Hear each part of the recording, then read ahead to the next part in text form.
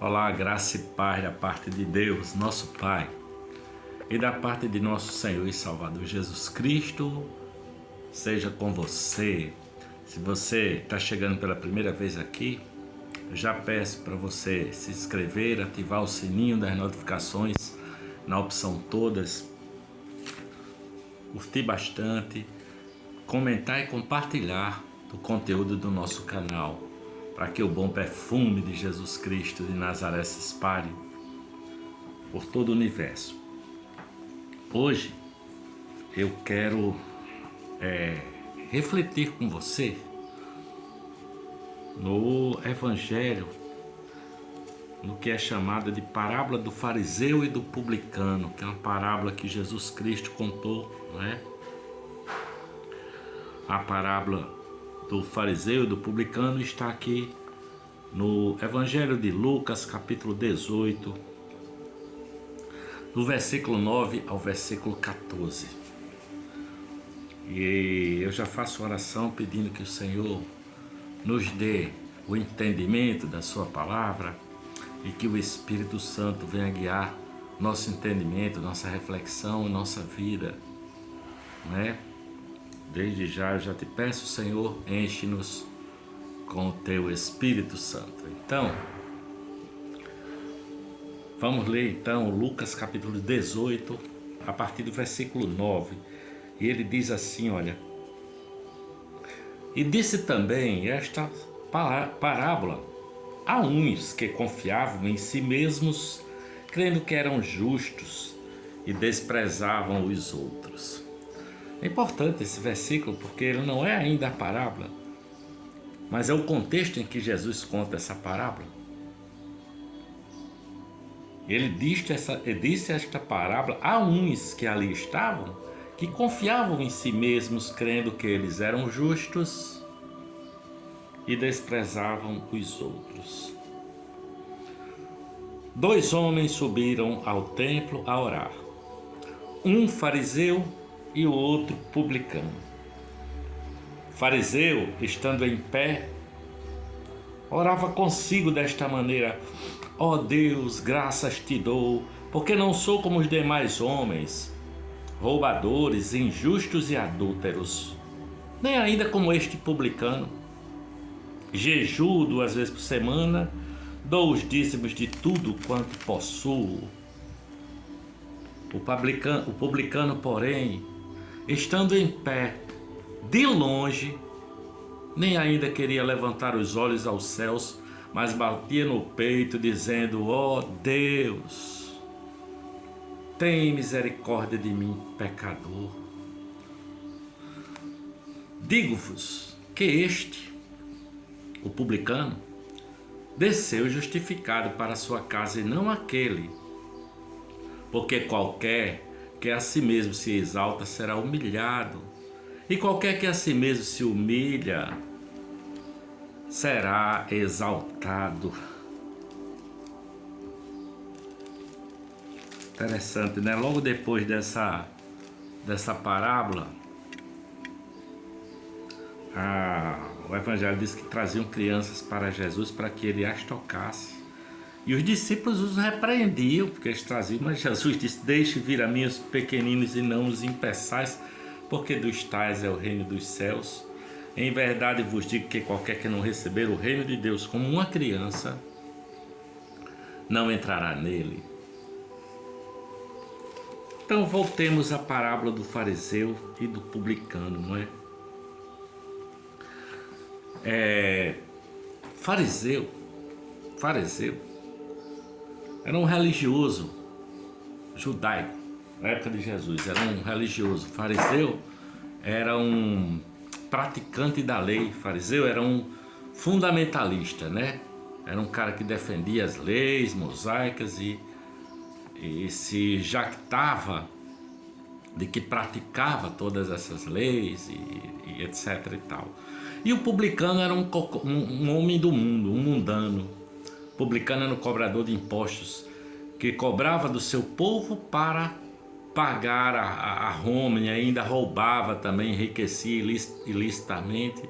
Portanto, o fariseu era um sujeito reprovado, era um sujeito detestável, era considerado uma escória naquela sociedade, né?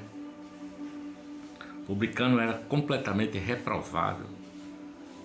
Mas Jesus diz que o fariseu falava consigo mesmo, e o publicano, que nem coragem para levantar os olhos aos céus tinha, apenas batia no peito e dizia: Deus tem misericórdia de mim, que sou pecador.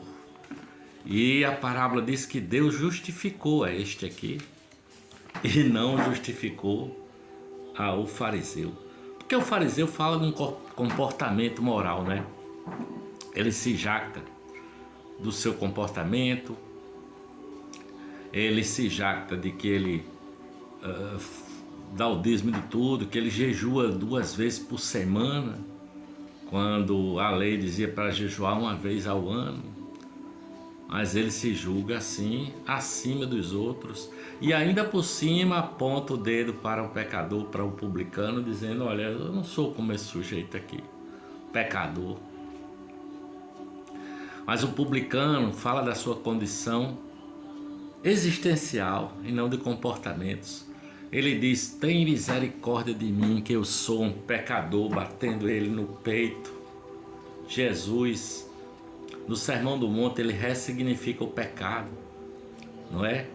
Comparando com a lei. Ele diz: ouvistes o que foi dito, não matarás, foi dito na lei de Moisés. E Jesus diz: eu porém vos digo, se você não matou, mas você tem raiva, você odiou alguém, você odiou a seu irmão, você se tornou semelhante a um assassino. Portanto, o pecado é a nossa condição existencial, sabe? O pecado não é comportamento, mas é a condição. Jesus disse: olha, foi dito na lei, não adulterarás. Eu, porém, vos digo, se você cobiçou uma mulher em seu coração, você cobiçou alguém em seu coração, você já cometeu adultério. Ou seja, o pecado é uma condição que todos nós temos na nossa condição de existência, não é? Por isso que o salmista diz: sonda-me, ó Deus, e conhece o meu coração e vê se há algum caminho mau em mim, e livra-me dos pecados que me são ocultos. Tem pecados na nossa alma que são ocultos, e o salmista pede a Deus para sondar e para livrá-lo dos pecados que lhe são ocultos. Vê se há algum caminho mau e livra-me dos meus pecados ocultos, é o que diz o salmista. Paulo, escrevendo aos Romanos no capítulo 7, ele diz assim: eu tenho prazer na lei de Deus, não é? O bem que quero, esse não faço, mas o mal que não quero, esse faço. Tenho prazer na lei de Deus, mas existe uma outra lei na minha carne que batalha contra a lei do meu entendimento. Miserável homem que eu sou, quem me livrará desse corpo mortal, desse corpo de morte? Porque ele está dizendo: eu sou um pecador, Senhor. Livra-me, Jesus, dessa condição. Livra-me dessa morte. Mas o religioso se acha superior. O fariseu, no caso, não é? Se supera, se nivela por cima, acha que ele está acima dos outros. E o publicano por baixo. O publicano pede misericórdia e reconhece sua condição de pecador, porque nós vivemos do favor, da graça de Deus. Nós precisamos dessa graça para nos livrarmos da nossa condição de pecador, sabe? Paulo, escrevendo a primeira carta de Paulo aos Coríntios, no capítulo 4, versículo 7, diz assim: olha, o que é que você tem que você não tenha recebido? E por que você se gloria se você recebeu, não é? Você não conquistou nada. Por que você se gloria? Porque nós achamos que somos alguma coisa e que não precisamos de Deus, porque nós somos os caras, né? E aí onde mora o pecado. É você achar que você não precisa de Deus. Quando aquele pecador, aquele publicano diz assim: tem misericórdia de mim, que eu sou pecador, Senhor. E Deus vê o coração. E a santidade que a Bíblia fala que sem santificação ninguém verá o Senhor. A santificação é esse coração que reconhece e suplica a misericórdia, porque sabe que é pecador. E aí Deus diz: você é meu filho amado em quem eu tenho grande prazer. Eu o sustentarei na minha graça e na minha bondade. E diz mais lá em Hebreus: e de seus pecados e de suas prevaricações não me lembrarei jamais. Porque estou certo que nem a morte, nem a vida, nem o presente, nem o futuro, nem principados, nem potestades, nem altura, nem profundidade, nem alguma outra criatura poderá nos separar do amor de Deus que está em Cristo Jesus, nosso Senhor. Veja, ele fala que nem o presente nem o futuro, mas ele não cita o passado, porque passado passou e já não existe. O que existe hoje é essa gratidão no coração por quem entende que o Senhor perdoou dos seus pecados naquela cruz do Calvário, lhe deu perdão e vida eterna, porque aí eu venho e me apresento como aquele publicano, com gratidão no coração, sabe? Sabendo que tu és fiel, Senhor, que tu és o mesmo ontem e hoje e eternamente. Por isso que o pecador diz: louvado seja o teu nome, Senhor, porque pleno perdão tu dás. E aí, na oração, ele pede o Espírito Santo: enche-me, Senhor, do teu Espírito Santo. Enche-me, em nome do Pai, do Filho e do Espírito Santo. Amém. Que a graça e a paz de Deus fique com você, em nome do Pai, do Filho e do Espírito Santo. Amém.